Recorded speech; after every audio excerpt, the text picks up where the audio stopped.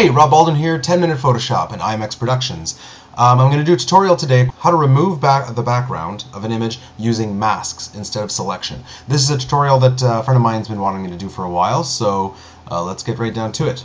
Okay, so here's a movie poster for a movie that a friend of mine produced, and what he asked me to do is how can he remove this festival winner logo with the little leaves on the side so he can put it onto a new poster. So let's first copy this. So I selected that image. Let's open a new document, and unfortunately I'd love to be working with a higher resolution image, but you know, this is what we have to work with, so we have to make do.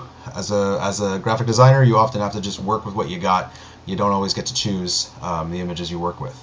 So we could go in and individually select each one of these leaves. That would take a very long time, and it's not something I want to do.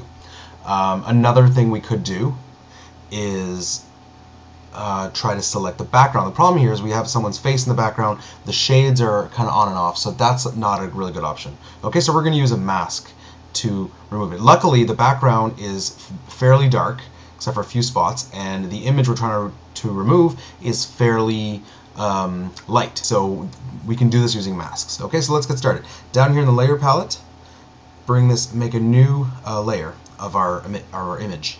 Now we want to make it black and white, so come up here to Adjustments, Image Adjustments, Desaturate. We make it black and white. Now we're going to come back up to Image Adjustments and get Curves. What I want to do is get it as black and white as possible. So we don't want to up the white too much, but we want to make this image very dark.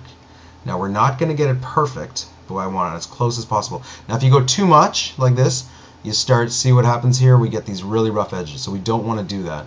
We want to keep it till we have somewhat of a nice edge, but removing as much of the background as we can. Okay, that's pretty good. Click OK. Now, obviously, we still see a bit of the nose here. There's this here. There's some shades. What we can do to fix that up is grab a brush, make sure it's black, 100%. Let's zoom in here.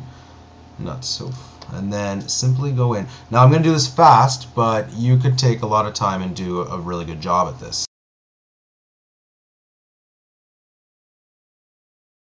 Okay, so obviously I could do a much better job at this, but you get the idea. You want to basically end up with a pure white of the image you want and a pure black of the image you don't want. You could always reverse that and then do an invert afterward. Okay, so now what we want to do is select our image, Control C for copy. We're going to just make it invisible for now. Go to your original image and add a mask. Click on the mask here. Now hold Option or Alt and click on the mask. This will open up the mask. We will then hit Control or Command V and bring in that image. So this becomes our mask. So we already know that in a mask, whatever is black is invisible, whatever is white is visible, and all shades of gray. So this, because we only have almost pure white, pure black, except for the edges, this should do the job and mask out what we want. Okay, so what we can now do is just apply the mask, and there you have it. So our background's invisible, and we've got the image here. Now we could always do, if you wanted to, depending on the color of the new poster, whatever color you wanted, you could then come here, do a blending option of a color overlay, and you can overlay this with whatever color you would want. Now as you can see here, quick little detail, it's still slightly invisible because the black and white was not perfect. Easy fix for that. Just duplicate the layer and as many times as you need until you get, and then you can just merge these together. And there you have it. That's selecting or removing the background using masks. Alright, thanks for watching. Please, if you like this video, if you found it informative, please like the video, comment below if you have any questions or suggestions for other tutorials. Follow me on Twitter, check out the website 10-Minute Photoshop. Thanks for watching, have a great day.